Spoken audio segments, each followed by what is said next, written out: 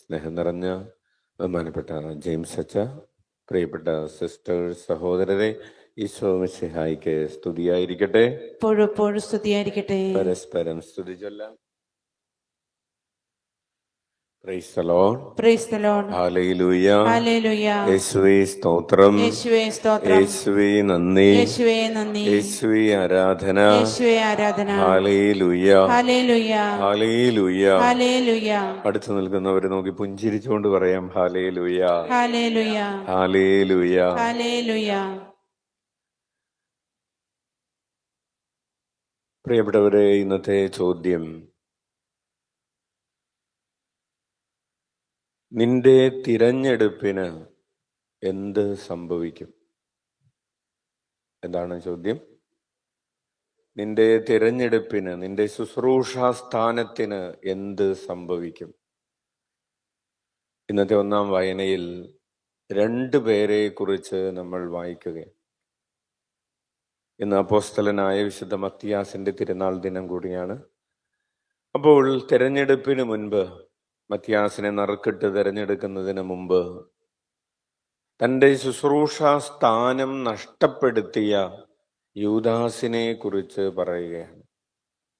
അവൻ അവൻ്റെ സ്വാർത്ഥത മൂലം, അവൻ അവൻ്റെ അഹങ്കാരം മൂലം, അവൻ്റെ ഹൃദയത്തിലുള്ള വഞ്ചന മൂലം, ദൈവത്തെ കേൾക്കാൻ തയ്യാറില്ലാതിരുന്നത് മൂലം, ഹൃദയമടച്ചത് മൂലം, ദൈവത്തോട് ഹൃദയമടച്ചത് മൂലം അവൻ അവൻ്റെ ശുശ്രൂഷാ സ്ഥാനം നഷ്ടപ്പെടുത്തി. അങ്ങനെ ശുശ്രൂഷാ സ്ഥാനം ലഭിച്ചിരുന്ന ഒരാളാണ്, ദൈവവിളി ലഭിച്ചിരുന്ന ഒരാളാണ്, സ്വന്തം പാപം കൊണ്ട്, സ്വന്തം തിന്മ കൊണ്ട് അവനത് നഷ്ടപ്പെടുത്തി എന്നാണ് യൂദാസിനെ കുറിച്ചുള്ള വചനം. ഇനി അങ്ങനെ നഷ്ടപ്പെടുത്തിയ ഒരാള് മത്തിയാസിനെ തെരഞ്ഞെടുക്കുകയാണ്, ആ സ്ഥാനത്തേക്ക് തെരഞ്ഞെടുക്കുകയാണ്. കർത്താവിൻ്റെ ജീവിതകാലത്തും മരണസഹന ഉദ്യാനങ്ങളിലും സാക്ഷിയായിരുന്ന ഒരുവനെ ശുശ്രൂഷാ സ്ഥാനത്തേക്ക് ഉയർത്തുകയാണ്.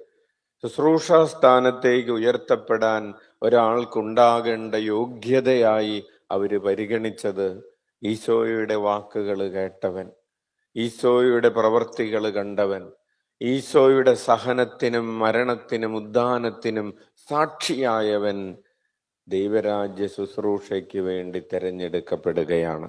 നമുക്ക് കൈയടിച്ച് കർത്താവിന് നന്ദി പറയാം. അപ്പോൾ ഈ 2 ചിന്തകളും, ഒന്ന് ശുശ്രൂഷാ സ്ഥാനം സ്വന്തം പാപം കൊണ്ട് നഷ്ടപ്പെടുത്തിയ യൂദാസിന്റെ ചിന്ത നമ്മെ ഓർമ്മപ്പെടുത്തണം. നമ്മുടെ ദൈവവിളി നമ്മുടെ ചില പാപങ്ങൾ മൂലം നഷ്ടപ്പെടാം. ഹല്ലേലൂയ. ഹല്ലേലൂയ. അല്ലെങ്കിൽ ദൈവം നമുക്ക് ഇന്ന് നൽകിയിരിക്കുന്ന ചില അനുഗ്രഹങ്ങൾ അത് നഷ്ടപ്പെടാൻ സാധ്യതയുള്ള അനുഗ്രഹങ്ങളാണ്. അതുകൊണ്ടാണ് വചനം പറയുന്നത് മൺപാത്രത്തിലെ നിധി എന്ന് പറയുന്നത്. എന്തുകൊണ്ടാണ് അതിനെ മൺപാത്രത്തിലെ നിധി എന്ന് പറയുന്നത്? നിധി വിലയുള്ളതാണ്, പക്ഷെ മൺപാത്രം എപ്പോൾ വേണമെങ്കിലും ഉടഞ്ഞു പോകാവുന്നതാണ്. അപ്പോൾ നിധി സൂക്ഷിക്കേണ്ടവർ എന്തും സൂക്ഷിക്കണം, മൺപാത്രവും മൺപാത്രം അത് മൺപാത്രമാണല്ലോ എന്ന് വിചാരിക്കരുത്.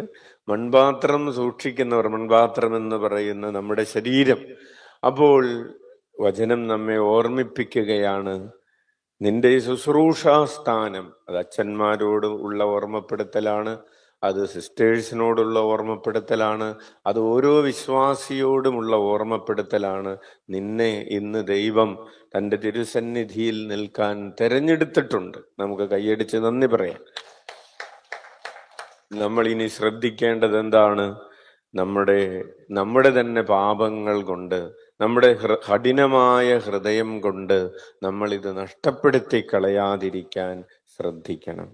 കണ്ണുകളടച്ച് കരങ്ങൾ കൂപ്പി ഉള്ളിലേക്ക് നന്നായി ശ്വാസമെടുത്ത് കൂടുതൽ വലിയ ശുശ്രൂഷാ സ്ഥാനത്തേക്ക് ഉയർത്തപ്പെടേണ്ടതിന് നമ്മുടെ പാപങ്ങളെ ഓർത്ത് അനുതപിക്കുന്നവരാകണം. കൂടുതൽ കൂടുതൽ ഈശോയുടെ വചനങ്ങൾ കേൾക്കാൻ ഉത്സാഹമുള്ളവരാകണം. എത്ര അധികമായി അവിടുത്തെ കേട്ടാലും അത് അധികമാവുകയില്ല. നമുക്ക് കരങ്ങൾ ഉയർത്തി ഉച്ചത്തിൽ 21 പ്രാവശ്യം യേശുനാമം വിളിച്ച് നമ്മുടെ അനുദിന ജീവിതത്തിൽ വന്നുപോയ പിഴവുകളെ ഓർത്ത്, പാപങ്ങളെ ഓർത്ത്, അപരാധങ്ങളെ ഓർത്ത് അനുദപിച്ച് പ്രാർത്ഥിക്കാം.